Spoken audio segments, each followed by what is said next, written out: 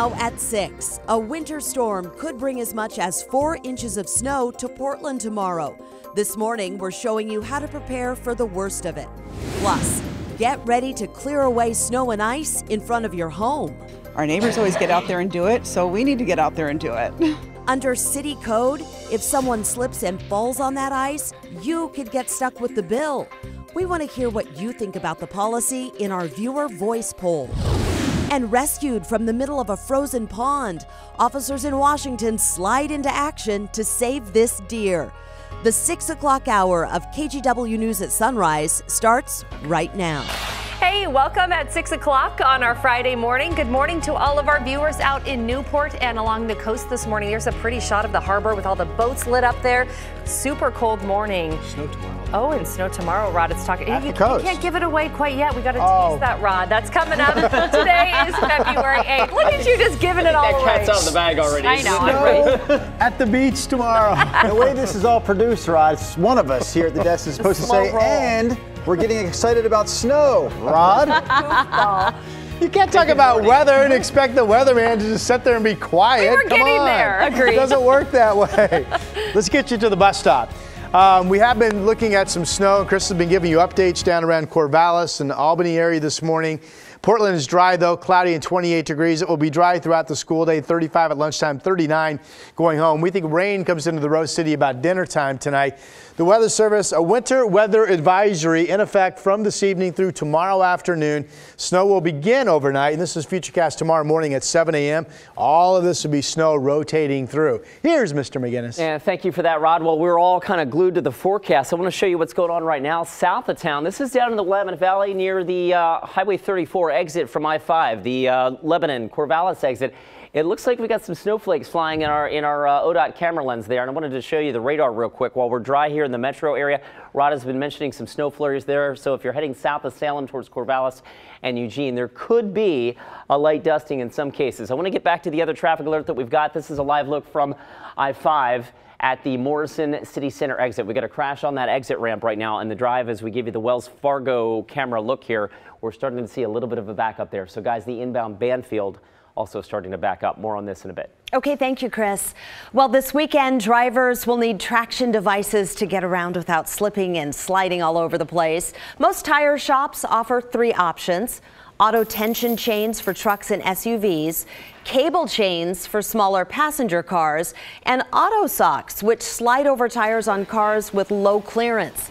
No matter what you do to your tires, though, remember to drive slower than 30 miles an hour or they could break apart. Okay, so not everybody has the luxury of parking in a garage or at home or at work, so we want to know how to protect our cars. So as you say that, we have Tim Gordon outside right now with his own car. Tim, you're taking the story to a very personal level, but seriously, you are walking us through some pretty good tips this morning.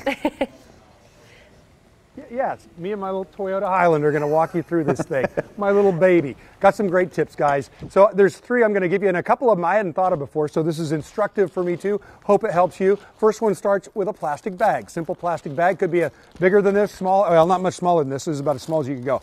On the side view mirrors, both sides you could do. And what that does is protect it from icing up. You know, we get the cold weather when you have the precipitation, pardon me, frost, ice, snow, that's going to protect it from it. So that's a really nice one for the side view mirrors so that you can see when you start driving with your mirrors.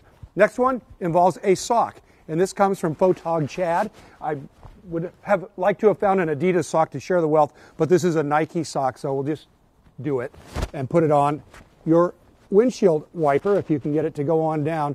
Oh, it went so smoothly at 5 a.m. There it is on there, and what that does is keep it from sticking when it ices up. It'll keep it nice and easy to come off, and you remove them and off you go. One more, this is the one that I was kind of aware of, I've seen before, and it involves the entire windshield and maybe an old piece of rug. Throw that thing over that, and boy, that'll keep it nice underneath with the ice and snow on top.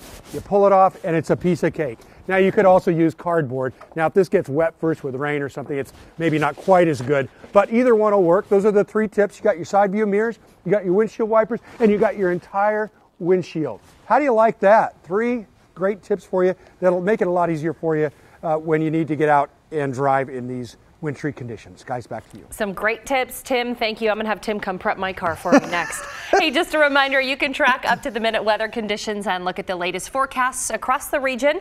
Just download the KGW Weather app. It is free on Android and Apple devices. Right now at 6:05, time for a look at the other headlines in your morning rush.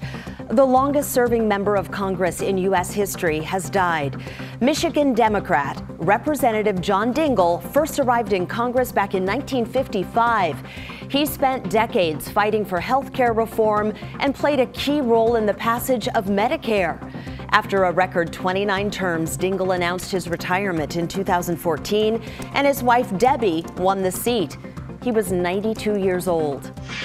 Today, all eyes are on Acting Attorney General Matthew Whitaker. He'll testify in front of the House Judiciary Committee. House Democrats want to talk to him because he's a close ally of the president, and in the past, he's criticized the special counsel's Russia investigation.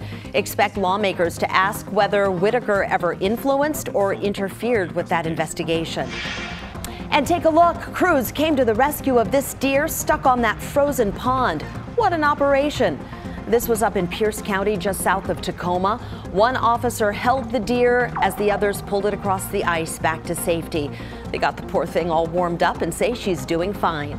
And that is your Morning Rush. All right, at 6:06, we move from the Morning Rush to this morning's viewer voice poll. And this one is based on the fact that under Portland City Code, you and you, all of you, are responsible for clearing the snow and the ice in front of your home. Yeah, so if somebody slips or falls on your property, you could be responsible and stuck with the cost. So we want to know what you think about this. Our question this morning, should you be liable if somebody slips and falls in front of your home? So in addition to clearing sidewalks, you're also responsible for any walkways and your driveway. We talked to a lawyer who told us if somebody does get hurt on your property, you could have to pay up. It depends if somebody comes on your property with permission or not, but if there's snow or ice that could be a trip hazard, you are required, if someone were to trip and fall and hurt themselves, to keep that clear and safe for that person coming to your property.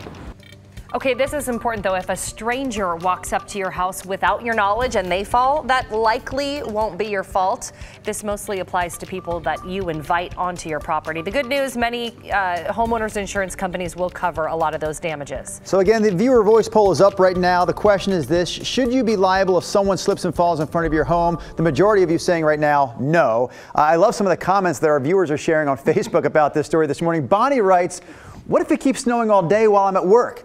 Am I required to hire a sidewalk monitor to shovel the sidewalk all day long when I'm gone? And then Jason writes, so I'm responsible for the weather and your inability to prepare for it? Ooh. They're feisty this morning. I like them. They're feisty. And then Sarah's got a great comment. She asks, couldn't we just put up a warning sign that writes, caution, slippery when icy, duh. Cross at your own risk. Oh, it's kind of true. Okay, so again, we want you to weigh in right now. You can vote on that question at kgw.com/vote or click on the Vote Now tab in our KGW News app. But remember, that applies to people that you invite to your house. Right. That's the difference. It's not just any random person walking around. So to be clear, none of you are invited to my home this weekend. I knew that was coming. In fact, you've only all been invited there once by my count. Well, it was true. More than once. Okay, moving on. Now he's making me feel bad.